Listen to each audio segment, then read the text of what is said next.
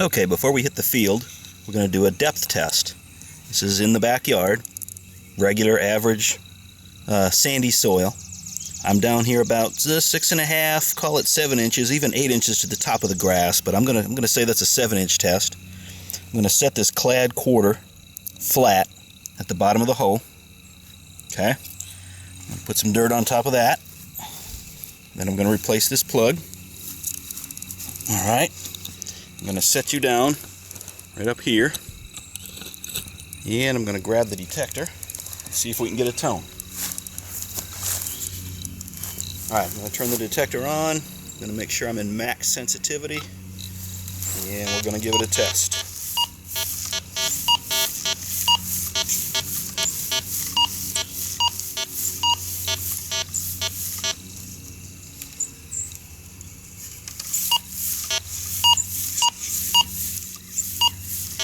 That's pretty iffy right there. It's hitting a low tone, an iron tone, but then it's also hitting the high tone.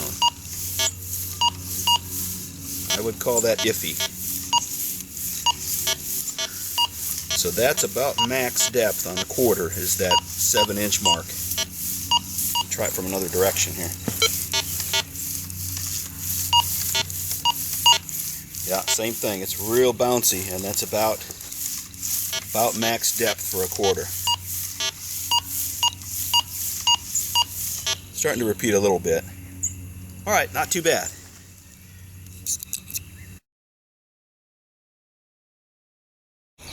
Okay, I'm just cruising along out here in the bean field and I ran into this signal. Real solid penny signal. It's not moving around at all, and it's showing deep on the gauge too. Alright, let me see if I can pinpoint it. Right there. Alright, let me get the shovel out and we'll pop this plug. Okay, I got it out of the hole. And I think it's this lump right here. Yep. Ooh, that's lead. That's a musket ball. Look at that. Cool. That is awesome. Great big musket ball. It's real heavy. That's a big hunk of lead, guys. Alright. Nice find for the go find. Okay, another rock solid penny signal here.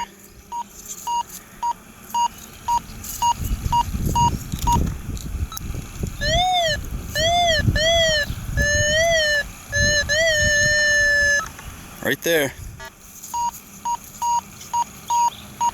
Alright, we'll dig it. Alright, well this was only about 4 inches down. It's out of the hole. Ringing up a solid penny signal now. Let's see what we've got here. I see something that looks somewhat like a flat button or a penny or a shotgun shell. That's what we've got. Shotgun shell head stamp. Okay, so that one was fairly deep, about 5 or 6 inches. It's coming up as a penny signal right over here in this clump. And I see something green and round, kind of round, but it looks old. Let's check it out. Oh, it's an old brass rivet. Yep, it's an old brass rivet. May have come off of a saddle piece or horse tack or something like that. Wow, look how green that is. Okay, good penny signal here, and I just flipped it out. And I think I can see it. I can see it right there. I think it's a buckle. Either that or some twisted wire. Like a D-buckle right here. Yep. That's what it is. Got a little D-buckle. Alright. Pretty cool. Deep signal down there, probably 6 or 7 inches. And I see a green disc here. Right there. Looking like a flat button. Oh yeah, look at the gold gild on that one. That's beautiful. Very nice. We will take it. Okay, kind of a weak penny signal on this one, gang. It was only a couple inches down, but I just kicked this out, and it's kind of looking like a buckle or something like that. Let's take a look here. Oh yeah. Yeah, it's all bent up, but I think it used to be a buckle frame. Still a pretty decent find. It's got to be fairly old. Lots of green patina on it. Oh, it looks like it says something up here. Solid bronze. Oh, nice. Can you see that on there? Solid bronze. Cool. All right, we'll take it.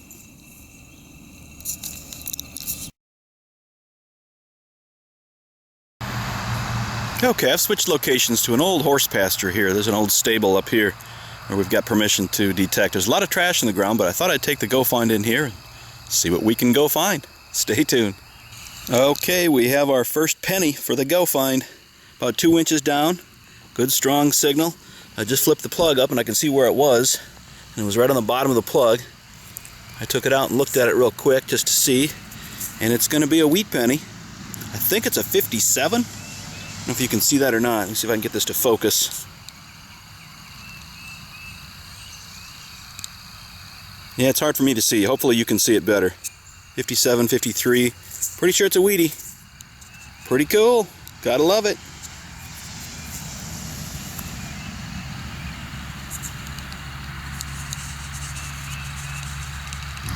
Okay, penny signal on this one, and I didn't even bother to capture it live because it was only an inch down. So I just reached down and scooped up some dirt, pulled this out, and I looked at it, flipped it over, and it's an old flat button. Can you imagine that? Only about an inch down. Wow. Pretty cool. Okay, I've got a really good signal right here. Just a rock solid penny signal. Giving me kind of a weak penny, maybe a dime, something like that. But that is just rock solid. And it disappears immediately when I pull the coil up off the ground.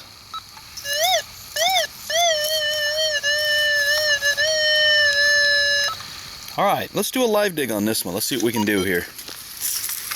Set this detector down. Gotta keep my eye on the prize here. Okay, let's see if we can get this done. Might be some tree roots in here. Tell you what, so far this detector is pretty impressive. You know, for an entry-level detector, I'm very impressed with its performance to this point. Okay. See some things here that... Oh, there it is right there. It's a key. Got an old key in the horse pasture. And you know, just so it needs to be said, just because I'm out here in an old horse pasture, there's no horses out here anymore, nobody uses it, but you still need to replace your plugs, guys. Make it look like you weren't even here. Very, very important. Beautiful day in North Carolina. Look at this huge tree here. I got a couple of them in front of me that are huge. Great places to hunt. Stay tuned. Okay, let's do a quick paper towel wrap up from the field test today, and it was literally a field test, at least for the first part of the hunt. These are the finds from the bean field, and I've been finding a lot of nice relics out there. This is that little green rivet, that brass piece after it's been cleaned up. Kind of like a little 2 washers on it or something. Very old. I did find this, and it's a little lead bag seal. Some verbiage on it. So that was pretty old. Been out there a long time. The musket ball is my favorite. Literally the 3rd signal of the morning. Great big musket ball. It's been tossed around in that field for a long time. The flat button here, it was hard to beat though, as far as the best find. Look at all that gold gilt left. The back mark, see if you can see it here. It's a William Wallace, a W. Wallace back mark, which dates that button somewhere between 1800 and 1828, from what I've gathered. Haven't all cleaned it up all yet, but I might be able to take a toothpick on it and get some more of that gold to shine through. Not much on the front, just some flecks, but pretty awesome. Definitely the best find for that hunt. This was a piece of lead, that D buckle, and then that solid bronze buckle. Let's take a look at that again. There it is. Too bad it's a little bent up. Alright, over to the horse pasture. I found a dime. I found these 4 memorial pennies, a broken key. You saw the live dig key, the flat button from the horse pasture, and 2 Wheaties down here. I can't get a date off of this one, and then this is that 1951.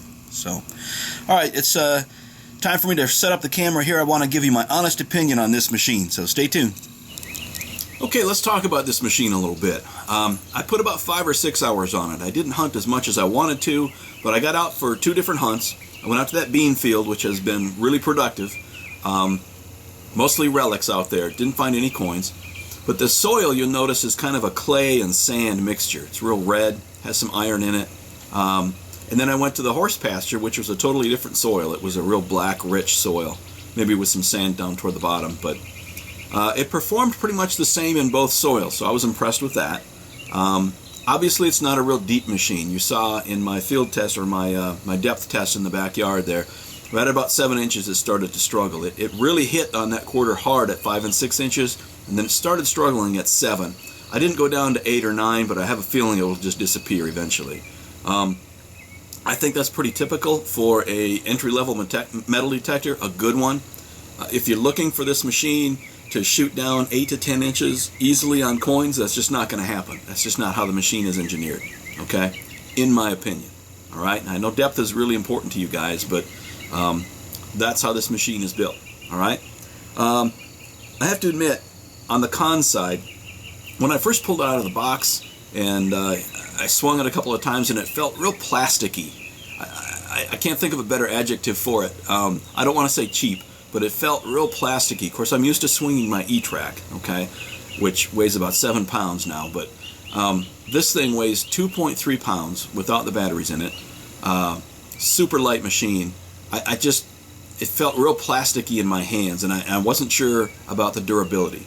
So, I mean, I hunted with it and hunted fine. It was very durable, but, you know, if I was to give it to my 10-year-old kid, I wouldn't want him falling on top of it. Let's put it that way.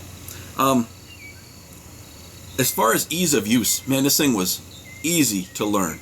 I bought my E-Track 2 years ago, and this is the manual that I got with it, okay? It's 94 pages.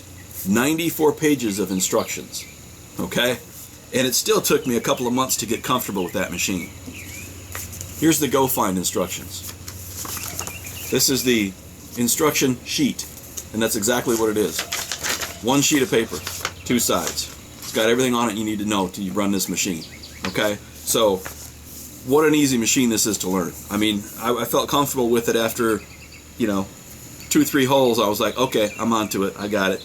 So, super easy machine to learn. Excellent starter unit for a youth, a young adult, your son, your daughter, your niece, your nephew, your wife. Guys, think about it. Mother's Day coming up. Don't forget. All right. Obviously, it's not a high-performance, high-end machine, so don't expect it to be a high-performance, high-end machine. Okay. Minelab makes machines that are expensive and high performing. By the way, I don't get paid to wear this hat, alright, so you're getting an honest opinion here. I got this hat from a very good friend of mine, and I just like it. I choose to wear it, but I'm getting off track here. Alright, back to the Go Find. One of the things that make this a good machine is its versatility. And when I say that, I mean anyone can use this machine. A 10-year-old, a 15-year-old, dad, grandpa, everybody can use it. You can adjust the length in less than 30 seconds and fit it to someone else, and they can go, and they're detecting. You can set it up for a 10-year-old. He can run it for a while. When he gets bored, you can set it up for a 6.5-foot man. I mean, you extend it all the way out, and you're ready to go. So it's very versatile. What a wonderful beach machine this would make. I kept thinking that when I was out there with it. Think about how easy this thing is. It packs down to 22 inches. How easy it is to pack that into a beach bag and just take it to the beach for the whole family to use. Great machine for that. So, what else have I got here? One of the things I didn't like so much about it were the ID icons, the little 4 ID icons. Of course, I'm used to seeing VDI numbers, and I like, with my E-Track, I get 2 different numbers, and it really helps me ID what's down there, how big it might be, what it's made out of. With this machine, you get the 4 flashing icons, and it's a guessing game after that.